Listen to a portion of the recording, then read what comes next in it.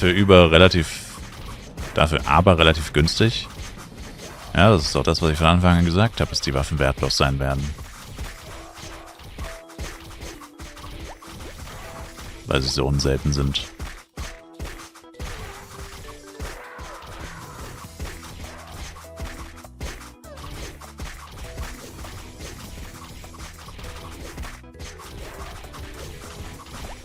Das wird auch noch Konsequenzen haben, dass sie so unselten sind. Auch das sage ich schon die ganze Zeit. Und zwar keine guten Konsequenzen. Schlecht.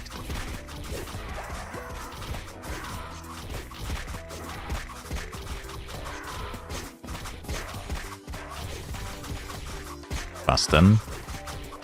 Ja, dass keiner mehr Lust hat, Dungeons zu farmen und du im Endgame dich langweilst und sich Dungeon Farmen sinnlos anfühlen wird. Wenn die Waffen unselten sind.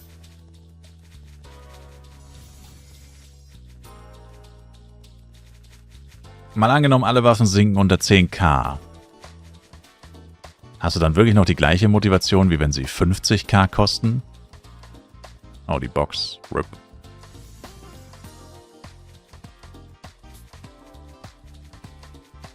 Also warum findet man zum Beispiel einen Conch-Drop so geil? Weil er scheiße viel wert ist. Fändest du einen Conch-Drop auch noch so geil, wenn er nur 1000 F-Coin wert ist? Oder 3000? Klar würdest du dich immer noch freuen wahrscheinlich. Aber nicht so sehr, wie wenn er 30.000 wert ist, oder? Also alles in Flive bemisst sich leider, es ist halt so. Es ist ein sehr wirtschaftliches Spiel, also Geld spielt einfach eine sehr große Rolle. Und das heißt, im Endeffekt, jedes Item wird danach bemessen, was es wert ist. Und wenn die Items nicht mehr so viel wert sind, sinkt auch das Interesse an diesen Items. Und wenn das Einzige aus einem Dungeon oder das, sag ich mal, Elementarste aus einem Dungeon schon immer die Items waren, die man droppt, warum sollte man dann irgendwann überhaupt noch farmen? Also ich meine, ich rede jetzt halt nicht von jetzt natürlich, sondern von langfristig, also jetzt dann in 1, 2, 3 Monaten rede ich.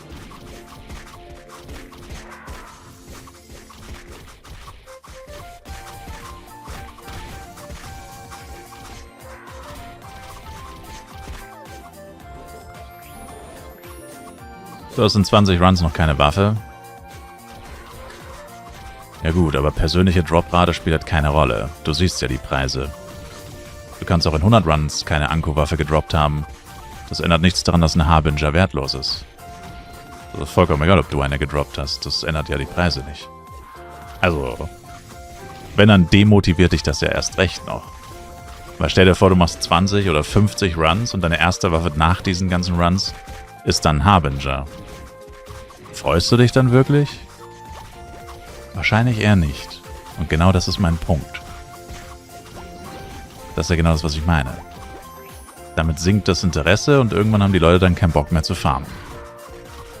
Und ja, Oris oder so, Set-Teile gibt's auch noch. Aber ob das wirklich reicht, um die Leute langfristig, also immer, ans Farmen zu binden, also dass sie wirklich Bock haben, jeden Tag Dungeons zu laufen, das bezweifle ich ehrlich gesagt. Wie gesagt, ich gehe stark davon aus, dass das Interesse stark sinken wird, wenn die Preise mal wirklich im Keller sind und du dann wirklich sagst vielleicht, ja, ich gehe jetzt eigentlich nur noch wegen Sunstones rein, so ungefähr, die Waffen sind mir egal, weil sie eh nichts kosten, so ungefähr. Ich glaube nicht, dass dann noch so viele Leute farmen wie jetzt. Also, ich meine, sind ja nur Vorhersagen, es ist ja noch nicht passiert, ich kann mich irren, natürlich. Wir werden es sehen. Aber ich sage ja nur, die Gefahr besteht auf jeden Fall. Und die Preise spiegeln das ja genau wider. Das ist das, was ich von Anfang an gesagt habe und genau das passiert gerade. Und der Harbinger ist ja nur der Anfang. Die nächsten Waffen, die auch so wenig wert sein werden, falls es nicht schon sind Roika und Scepter. Die werden auch im Keller sein bald, falls sie es noch nicht sind. Danach wird Cortana folgen und K-Fang. Der Knuckle, der Bow. Und das Einzige, was wahrscheinlich langfristig, das was am längsten dauern wird, wird die Axe sein. One-Hand-Axe. Dementia hält sich auch ziemlich gut. Also, das passiert alles, also es passiert sogar noch schneller, als ich erwartet habe, ehrlich gesagt. Ich hätte gedacht, es dauert ein bisschen länger. Also wir sehen jetzt schon, dass die ersten Waffen wahrscheinlich als Trash bezeichnet werden, wenn sie gedroppt werden. Also es ist immer das Gleiche. Du wirst immer den Gedanken haben, ist ja bei Wilds auch schon immer so gewesen, ja, hätte auch eine Axe sein können. So ungefähr. Und das ist ja jetzt auch so. Ich meine, jetzt droppst du eine 2 Milliarden Waffe und es hätte eine 13 Milliarden Waffe sein können. Das wirst du auch. Die erste Reaktion wird sein, keine Axe. Oder, na gut, vielleicht nicht die erste Reaktion, aber die zweite oder dritte Reaktion. Ergo, Flive Endgame ist kein Pay-to-Win mehr. Also erstens, es ist immer Pay-to-Win. Es wird immer Pay-to-Win bleiben. Vollkommen egal, wie unselten die Waffen sein werden. Statt der Seltenheit der Waffen hast du halt jetzt... Was schwieriger ist, als die Waffe zu bekommen, ist jetzt halt Ultimate plus 10. Deswegen ist es ja nicht weniger Pay-to-Win, nur weil du leichter an die Waffen kommst. Dafür sind andere Sachen schwieriger geworden. 10er Gems, Ulti plus 10.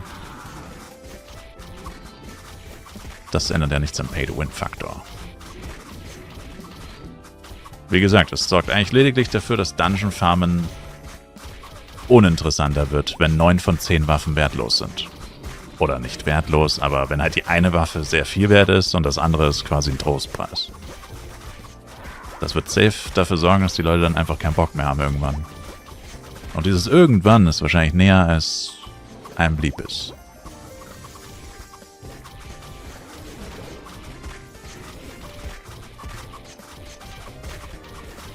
Jetzt noch einen saftigen Drop. Come on, baby, let's go! Come on, baby! Trash.